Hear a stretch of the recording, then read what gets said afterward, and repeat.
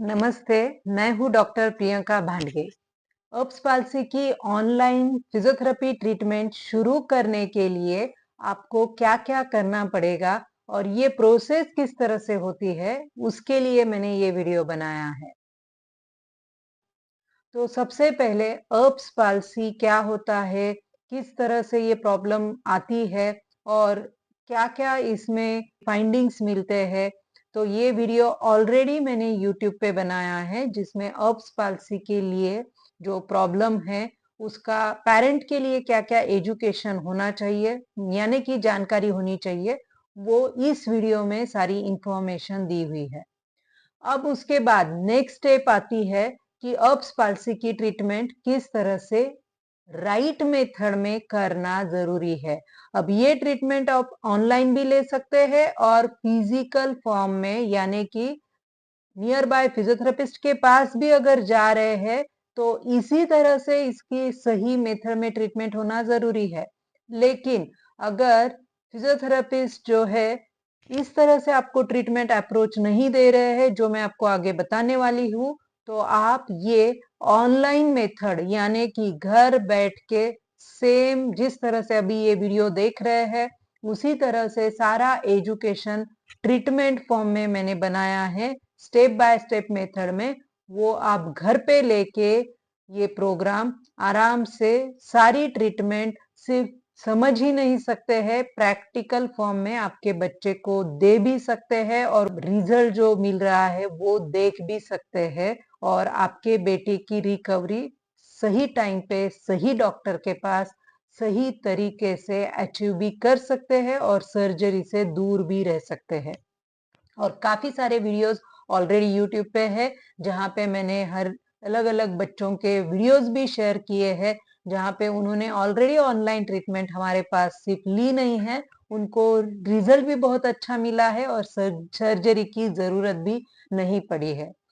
तो अभी सबसे इम्पोर्टेंट शुरुआत कहाँ से और किस तरह से होती है। तो पहले एज अ पेरेंट आपको ये समझना जरूरी है अर्ब्स पाल्सी की ट्रीटमेंट 3 डिफरेंट पड़ाव यानी फेजेस में की जाती है। तो सबसे पहला फेज है प्रोटेक्टिव फेज और ये प्रोटेक्टिव फेज क्या होता है, फिर से ये सिर्फ एजुकेशन नहीं है, बच्चे को जन्म के बाद लगभग आगे चल के 10-15 दिन से लेके 1 महीने के अंदर आपको क्या-क्या प्रिकॉशन एज अ पेरेंट आपको पता होने चाहिए, किस तरह से बच्चे को हैंडल करना है, हाथ को किस तरह से संभालना है, क्या नहीं करना है और क्या करना है, dos and don'ts. Protective phase का वीडियो भी ऑलरेडी यूट्यूब पे है, वो भी आपको देखना भी है और ये चीजें इमीडिएटली शुरुआत करनी है ताकि हमारी रिकवरी की जर्नी शुरू हो सके ट्रीटमेंट पॉइंट ऑफ व्यू में। फिर आता है second early phase of treatment. तो अभी अर्ली फेज ऑफ ट्रीटमेंट में भी 2 इंपॉर्टेंट ट्रीटमेंट है।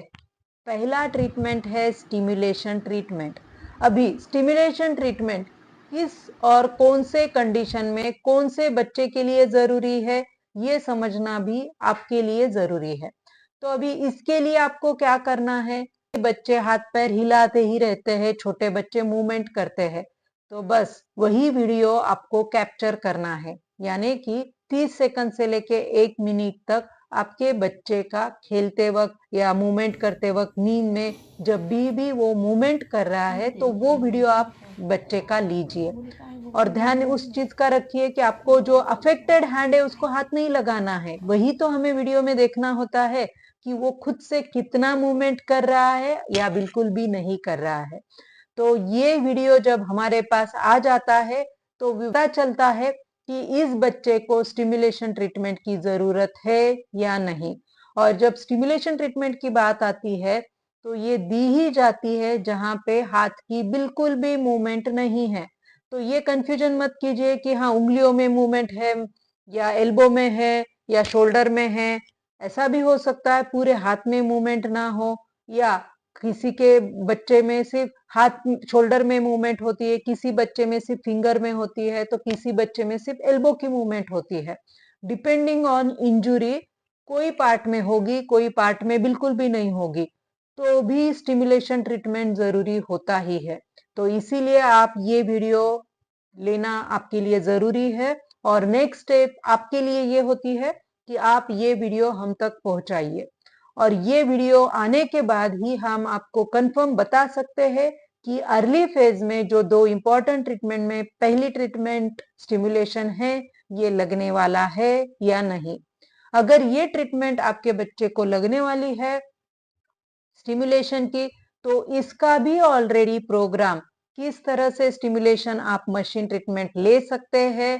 साथ में मशीन का ये जो प्रोग्राम है 12 वीडियो का सिंपल हिंदी और एकदम से इजी वे में जो मैंने प्रोग्राम बनाया है, ये भी आप प्रोग्राम ले सकते हैं और घर बैठ के मोस्ट इम्पॉर्टेंट, फिर से मैं वही वर्ड यूज करूंगी, राइट मेथड में ट्रीटमेंट देना शुरू कर सकते हैं।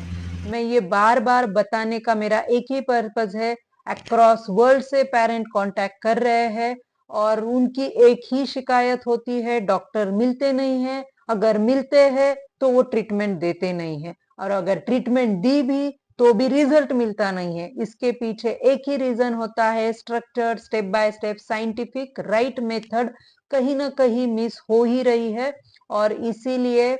सर्टिफाइड अर्ब्स पाल्सी स्पेशलिस्ट फिजियोथेरेपिस्ट अगर नहीं रहेंगे तो पहले ही बोल देते हैं बच्चा छोटा है, हाथ मत लगाइए, इसको स्टिमुलेशन नहीं देना चाहिए, बहुत छोटे बच्चे को स्टिमुलेशन ट्रीटमेंट नहीं दे सकते हैं, नहीं देना चाहिए, और पेरेंट बैठ जाते हैं। काफी बार तो ये भी बताया जाता है कुछ मत कीजिए, 6 महीने तक हाथ भी मत लगाइए, तब तक तो अच्छा खासा रिकवरी जो हो सकता है वो भी बंद हो जाता है, और फिर बच्चे की रिकवरी की जगह कंडीशन डिटोरिएट हो जाती है और मजबूरन लोग फिर सर्जरी को भी जाते हैं। तो ये आपके साथ ना हो, ये मेरा मेन पर्पस है। तो सही क्या गलत क्या, ये पहले समझना जरूरी है। जब सही समझ में आएगा तभी आप सही के लिए मतलब निकल पड़ेंगे और खोजेंगे कि सही मेथड क्या होगा, तब आता है ये सब अप्रोच। और इसीलिए मैं फिर से वही बताऊंगी कि राइट ट्रीटमेंट शुरू होती है stimulation early phase of treatment exercise से। तो ये हो गया स्टिमुलेशन का पार्ट जो आप लेके घर पे शुरू कर सकते हैं, और ये आपके साथ फिर आगे फॉलो अप में जो है स्टेप बाय स्टेप एजुकेशन या गाइडलाइन हमारे तरफ से आपके लिए आता ही रहता है। दूसरी इंपॉर्टेंट जो अर्ली फेज की ट्रीटमेंट मैंने कहा बताई, एक्सरसाइजेस जो करवानी है अर्ली फेज में, उसका भी वीडियो यूट्यूब पे ऑलरेडी है। और ये सारा जो मैंने यूट्यूब के जो एक्सरसाइजेस अर्ली फेज के दिए हुए हैं, ये सारे एक्सरसाइजेस अलोंग विथ स्टिमुलेशन, यानी कि स्टिमुलेशन के साथ साथ ये एक्सरसाइज भी आपको शुरू करना जरूरी है। जिस बच्चे को स्टिमुलेशन नहीं लगेगा उसके लिए हम बताएंगे कि इसको स्टिमुलेशन नहीं, आप अर्ली फेज शुरू कीजिए, और लगभग कुछ हफ्तों के लिए ये आपके 2-3 हफ्ते समझ लीजिए, या कुछ केसेस में उससे भी कम टाइम के लिए ये फेज के एक्सरसाइजेस करना जरूरी होता है। और जब ये एक्सरसाइज करने के बाद हमारा फर्स्ट पड़ाव है एक्सरसाइज का, यानी कि प्रोटेक्टिव फेज और अर्ली फेज ऑफ एक्सरसाइजेस, ये जब हम कंप्लीट करते हैं तभी हम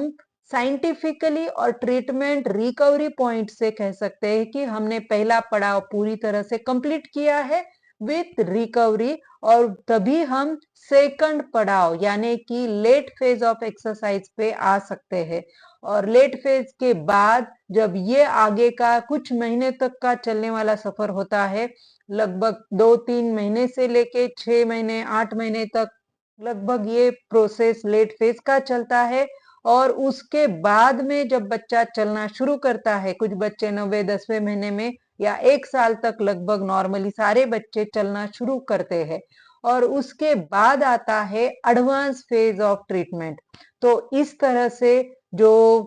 रिकवरी की जर्नी है, अर्ली फेज से लेके लेट फेज एक्सरसाइजेस और बाद में एडवांस फेज ऑफ एक्सरसाइजेस की, ये कंप्लीट 3 फेजेस में रिकवरी जो है हम अचीव कर सकते हैं। तो पहले हमें ध्यान फर्स्ट स्टेप पे देना है, आगे का स्टेप हम जैसे फर्स्ट स्टेप कंप्लीट करेंगे तभी हम उस पर ध्यान देंगे।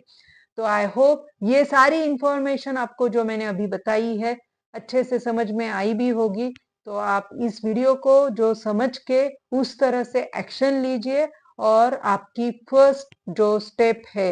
वीडियो बच्चे का सेंड करने का, दूसरा जो है अर्ली फेज जो एक्सरसाइजेस है प्लस प्रोटेक्टिव फेज वो शुरू करना, यानी कि स्टिमुलेशन ट्रीटमेंट, प्रोटेक्टिव फेज और अर्ली फेज ऑफ एक्सरसाइजेस। तो इस तरह से हमारी जो है बच्चे की